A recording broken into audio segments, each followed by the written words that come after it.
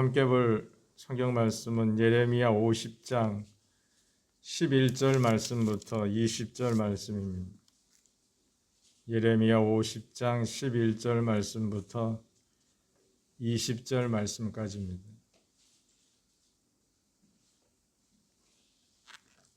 (11절) 말씀부터 함께 읽겠습니다. 나의 소유를 노력하는 자여, 너희가 즐거하며 기뻐하고 타작하는 송아지같이 발굽을 구르며 군마같이 우는도다. 그러므로 너희의 어머니가 큰 수치를 당하리라.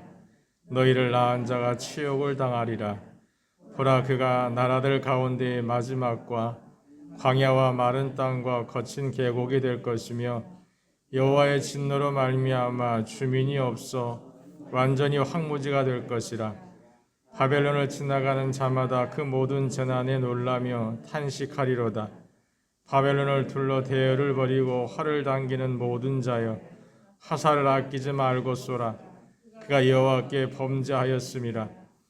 그 주위에서 고함을 지르리로다. 그가 항복하였고 그 요새는 무너졌고 그 성벽은 허물어졌으니 이는 여호와께서 그가 행한 대로 그에게 내리시는 보복이라. 그가 행한 대로 그에게 갚으시는도다. 파종하는 자와 추수 때에 낫을 잡은 자를 바벨론에서 끊어버리라. 사람들이 그 압박하는 칼을 두려워하여 각기 동족에로 돌아가며 고향으로 도망하리라. 이스라엘은 흩어진 양이라. 사자들이 그를 따르도다. 처음에는 아수르 왕이 먹었고 다음에는 바벨론의 느부갓네살 왕이 그의 뼈를 꺾도다.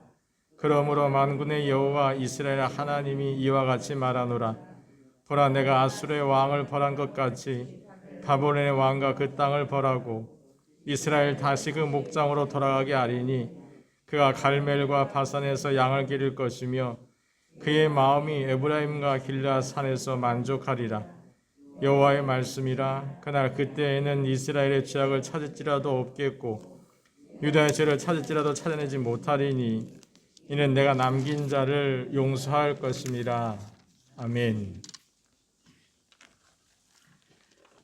히브리서 11장 36절 이하에는 예수 믿는 것 때문에 조롱도 받고 채찍질도 당하고 감옥에 갇히기도 하고 결박을 당하고 돌에 맞아 죽고 칼에 죽고 톱에 켜서 죽고 궁핍과 환난과 학대를 받는 그런 사람들의 이야기가 나옵니다. 예수 믿지 않는 사람들이 볼 때에는 이런 사람들은 이해할 수가 없습니다. 왜냐하면 예수 믿는 것이 뭔데 예수 믿는 것 때문에 고생을 하고 죽임을 당할까? 예수 믿는 거 포기하면 그런 고생 안 할 수도 있고 어쩌면 세상에서 잘 살 수도 있고 편하게 살 수도 있는데, 왜 예수 믿는 것 때문에 다른 사람들이 하지도 않는 그런 고생을 하며 살고 심지어는 죽임까지 당하는 그런 일들을 경험하며 살까 하는 마음이 들 겁니다. 예수 믿지 않는 사람들이 예수 믿는 사람들의 행동을 보면서 이해 못하는 것은, 예수 믿지 않는 사람들은 이 세상이 전부이기 때문에 그렇습니다. 예수 믿지 않는 사람들에게는 이 세상이 전부예요. 그래서 될 수만 있으면, 할 수만 있으면 가급적 이 세상에서 잘 사는 것, 이 세상에서 편하게 사는 것, 그것이 삶의 목적입니다. 할 수만 있다면 이 세상에서 잘 사는 겁니다. 부자로 살고 성공해서 살고 출세하며 사는 것이 목적이에요. 그러나 예수 믿는 사람들에게 이 세상은요, 전부가 아니, 하나님께로 가는 과정일 뿐이에요. 그래서요, 이 세상의 삶에 연연하지 않습니다. 이 세상보다 더 귀한, 더 좋은 천국이 있음을 알고 그 천국을 소망하면서 살기 때문에 그런 것입니다. 예수 믿는 사람에게서 이 세상은 중요하지요. 그러나 이 세상보다 더 중요한 것이 어디냐? 어떤 것이냐? 바로 하나님 계신 천국이에요. 그러기에 이 세상에서 어떤 고난을 당해도 예수 믿는 것을 포기하지 않는 겁니다. 바울도 로마서 8장 18절에 얘기하죠. 생각하건대 현재의 고난은 장차 받을 영광에 좋게 비교할 수 없다고. 이 세상에서 내가 예수님 때문에 고난받는 거 하고 그로 인해서 내가 하나님 앞에서 영광을 받는 것은 비교가 안 된다는 얘기. 이 세상이 그 어떤 것보다 하나님 앞에서의 영광이, 그 천국의 삶이 가장 소중하고 중요하다는 얘기입니다. 오늘 본문의 말씀은 바벨론의 멸망과 함께 이스라엘 회복에 대한 말씀이 동시에 기록되어 있습니다. 하나님께서 바벨론을 멸망시키는 이유에 대해서 11절 상반절에 뭐라고 얘기하느냐? 하나님의 소유를 노략하였기 때문이다라고 얘기해요. 바벨론이 하나님의 소유를 노략했다는 것은 바벨론이 이스라엘 백성을 멸망시켰다라는 뜻입니다. 그러나 바벨론을 통해서 이스라엘 백성을 멸망시키신 분은 하나님이에요. 그런데 하나님께서 이제 와서 바벨론이 이스라엘 백성을 멸망시킨 것 때문에 바벨론을 멸망케 하신다면 사람들이 이해하지 못할 겁니다. 하나님께서 바벨론을 통해서 이스라엘을 멸망시켰는데 이제 와서 그 바벨론이 이스라엘 백성을 멸망시켰다고 하나님께서 바벨론을 멸망시킨다? 그게 말이 될까라는 것이죠. 사실 하나님께서 바벨론을 통해서 이스라엘 백성을 멸망시킨 것은 바벨론이 이스라엘 백성보다 훨씬 더 의로워서가 아니. 하나님께서 이스라엘 백성들에게 하나님께서 자신들이 무엇을 잘못했는지 깨닫게 하기 위해서 그냥 하나님께서 사용하신 도구일 뿐입니다. 그런데 바벨론은요, 이스라엘 백성을 멸망시키면서 마치 자신들의 힘과 능력으로 이스라엘 백성을 멸망시키는 것처럼 그렇게 생각했어요. 그래서 잔인하게 이스라엘 백성들을 죽이지. 그들에게 자비를 베풀지 않아요. 긍휼을 베풀지 않습니다. 잔인무도하게 이스라엘 백성을 짓밟고 그 모든 것들에 대해서 억압과 탈취를 합니다. 뿐만 아니라 느부갓네살왕은 왕의 기간 동안 있을 동안에 7년 동안 미친 사람처럼 산 때가 있었습니다. 하나님께서 그에게 다시 온전한 정신을 주어서 왕이 되었을 때 그가 깨닫죠. 아, 내가 큰 능력이 있어서 이 나라를 세운 게 아니라 하나님께서 하신 거구나라는 것을 깨달았습니다. 그럼에도 불구하고 그의 아들 벨사살은 하나님을 인정하지 않고 하나님의 성전에 쓰이는 그릇들을 가지고 자기 나라의 귀인들과 술을 함께 마십니다. 그런 바벨론의 모습 때문에 하나님께서 바벨론을 멸하신다고 말씀하시는 겁니다. 오늘 15절 하반절에 계속 얘기하죠. 그가 행한 대로 갚아줄 것이다. 그가 행한 대로 마치 자기가 세상의 주인인 양 착각해서 하나님을 인정하지 않고 그들이 짓밟는 모든 나라에게 잔인하게 행했던 그 행한 대로 하나님도 똑같이 바벨론에게 행하시겠다고 말씀하십니다. 그래서 13절 말씀에 보면 바벨론이 황무지가 될 것을 말씀하십니다. 마치 지나가는 사람들이 보면서 놀랄 만큼 철저하게 그렇게 무너지고 사라진다는 얘기입니다. 그리고 오늘 본문 17절부터 20절에 하나님께서 바벨론에서 70년 동안 포로 생활했던 이스라엘 백성들을 다시 회복하실 것을 말씀하십니다. 하나님께서 이스라엘 백성을 회복하시는 데는요, 조건이 없어요. 그냥 하나님께서 용서해 주시는 겁니다. 오늘 20절 하반절에 말씀하시죠. 그냥 내가 용서해 줄 것이다 라고 말씀하시죠. 이스라엘 백성들이 자기들의 죄를 고백하고 하나님께 간구하고 그런 것도 없습니다. 그냥 하나님께서 용서해 주셔서 회복된다라는 얘기입니다. 이스라엘 백성들은 바벨론에 의해서 멸망을 당했고 바벨론은 메데바스에서 멸망을 당합니다.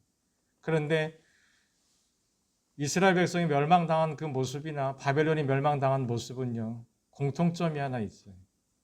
그것은 뭐냐면 둘 다 이스라엘 민족이나 바벨론 민족이나 다 큰 것, 거대한 것, 많은 것을 꿈꾸며 살았다라는 얘기입니다. 앞에서 말씀드린 것처럼 느부갓네살왕이 하나님께서 세상의 주권자인 것을 깨달았다고 한다면 그 다음부터 어떻게 살아야 되느냐? 하나님을 섬겨야지. 하나님 말씀대로 살아야지.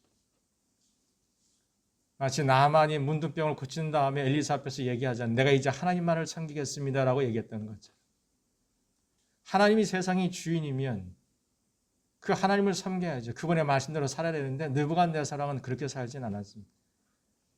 그의 아들 벨사살은 더 심하게 하나님을 모욕하고 조롱했죠. 왜 그렇게 살았느냐? 그들은 커다란 것을 꿈꿨던 사람들이에요. 큰 것들, 거대한 제국. 우리가 어떻게 하면 큰 나라를 세울 수 있고 어떻게 하면 거대한 나라를 세울 수 있을까? 그래서 더 많은 힘과 능력을 키우기 위해서 끊임없이 다른 나라를 짓밟는 그런 일들을 계속해서 행했던 겁니다. 이스라엘도 마찬가지. 하나님께서 애굽에서 이스라엘 백성을 구원해서 광야 40년 동안 살게 한 다음에 가나안 땅에 들어가서 그들이 하나님의 은혜 가운데 잘 살았다고 한다면 이스라엘 백성들이 계속해서 어떻게 살아야 되느냐? 하나님 말씀대로 살아야죠. 하나님을 섬기며 살아야 되는데 아니.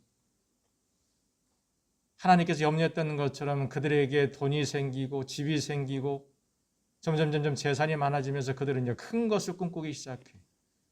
거대한 것을 꿈꾸기 시작하고 많은 것을 소유하기 위해서 애쓰기 시작합니다. 그 결과 어떻게 했느냐? 하나님을 버리죠. 이방의 신들을 섬기기 시작을 해요. 하나님 말씀대로 살지 않고 이웃을 억압하고 착취하고 죽이는 일들을 아주 쉽게 행하면서 살아갑니다. 하나님을 믿어야 될 하나님의 백성들이 하나님의 말씀대로 살지 않고 그 하나님을 외면하고 버리고 이방의 사람들처럼 똑같이 우상을 섬기면서 큰 것, 거대한 것을 꿈꾸며 사는 거예요. 결국 그것으로 인해서 이스라엘 백성들이 망한 겁니다. 바벨론도 마찬가지. 두 민족 다 하나님께서 주신 그 능력과 권세 아래서 하나님을 인정해서 하나님을 섬긴 게 아니라 세상 사람들처럼 하나님이 없는 사람처럼 사는 것처럼 큰 것, 거대한 것을 소망하며 살다가 결국은요. 이스라엘도 망했고 바벨론도 망했습니다. 탁자 위에 장난감이 놓여 있고 게임기가 놓여 있고 맛있는 그런 과자들, 간식들이 놓여 있고 그 다음에 자동차 열쇠나 명품 가방이나 시계, 보석, 1억 원짜리, 10억 원짜리 수표가 놓여 있다고 가정해 봅시다. 갓난아기들은 뭘 잡을까요? 1억짜리 수표를 잡을까요? 자동차 열쇠, 명품 시계 이런 거 잡을까요? 아니. 걔들은 장난감, 게임기 그런 걸 붙잡아요. 왜? 1억 원짜리 수표의 가치를 몰라요. 자동차 열쇠의 가치를 몰라요. 그런데 어른들은요. 게임기 쳐다도 안 봐요. 장난감 쳐다도 안 봐요. 1억 원짜리 수표를 잡을 겁니다. 10억 원짜리 수표를 잡을 거예요. 자동차 열쇠를 붙잡을 것이고 명품 시계나 가방이나 그런 거 붙잡을 겁니다. 왜? 그 가치를 알거든요. 1억 원짜리 수표의 가치를 알아요. 자동차 열쇠의 가치를 알아요. 테이블 위에 똑같은 물건이 놓여 있는데 어린아이들이 잡는 거하고 어른들이 잡는 것은 전혀 달라요. 어린아이들은 그 위에 가치 있는 그 위에 있는 물건들의 가치를 모르기 때문에 자기가 그냥 좋아하는 것만 붙잡는 겁니다. 지금 당장 나를 즐겁게 해줄 수 있고 먹을 수 있고 재밌게 해줄 수 있는 것을 붙잡지만 어른들은 아니.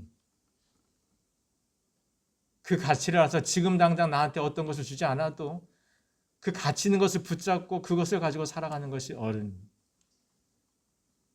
신앙생활도 똑같습니다. 오늘 여러분들은 무엇을 소망하면서 사는지 잘 보십시오. 세상의 것들을 끊임없이 붙잡기 위해서 살고 있는지 아니면 하나님께서 예수님을 통해서 허락하신 저 천국을 소망하면서 살고 있는지 여러분들이 무엇을 소망하면서 살고 있는지 잘 살펴보십시오. 에서와 야곱은 팥죽과 장자의 명분 사이에서 서로 선택하는 것이 달랐어요. 에서는 눈에 보이는 팥죽, 지금 당장 나를 즐겁게 해주는 팥죽 그것을 소망하며 살았던 사람이 에서예요. 근데 야곱은 눈에 보이지는 않지만 장자의 명분을 선택하며 살았던 사람이 왜? 그건 지금 당장은 나한테 팥죽도 줄 수 없고 그 밖에 모든 것들을 줄 수 없지만 시간이 지나면 자기 인생을 좋게 만들 수 있다는 것을 알고 있기 때문에 그래서 에서는 팥죽 한 그릇 때문에 자기 인생이 망한 사람이고 야곱은 장자의 명분 때문에 자기 인생을 복되게 만든 사람입니다. 오늘 본문에서 하나님께서 이스라엘 백성을 다시 회복하신다고 말씀하셨어요. 그들이 회복되어서 다시 가나안 땅에 돌아왔을 때 그들이 어떻게 살아야 될까? 세상에서의 거대한 것, 큰 것, 많은 것을 꿈꾸며 살면 다시 언젠가 바벨론에서 망했던 것처럼 또 망하는 일들을 경험하게 될 겁니다. 그런데 그들이 정신 차리고 하나님의 말씀대로 살면 이 땅에서 하나님 주신 베풀어 주신 은혜 가운데 살다가 하나님께서 예비하신 나라에서 살게 되는 그런 사람들이 될 겁니다. 우리가 날마다 구주로 고백하는 예수님은 어떤 분이냐? 이 세상에서는요 머리 둘 곳조차 없으신 분. 근데 하나님 앞에 섰을 때는 하나님 보좌 우편에 앉아 계신 분이 예수입니다. 세상에서는 머리 둘 곳조차 없으신 분, 그분이 예수님입니다. 근데 하나님 앞에 섰을 때는 하나님 보좌 우편에 앉아 계신 분이 예수님입니다. 왜 예수님이 그렇게 되셨느냐? 예수님에게 있어서는요 거대한 것, 큰 것, 많은 것이 예수님의 삶의 목적이 아니에요. 예수님에겐 영원한 것이 목적, 하나님 말씀대로 살아가는 것이 목적. 영원하신 하나님 말씀대로 살다가 하나님께서 그 말씀 속에 약속하신 그 하나님 보좌 우편의 자리에 앉게 되신 분이 바로 예수님. 바라기는 여러분과 저도 하루하루 그렇게 살길 바랍니다. 끊임없이 사단은 우리 유혹할 거예요. 큰 것을 붙잡고 살아야 된다.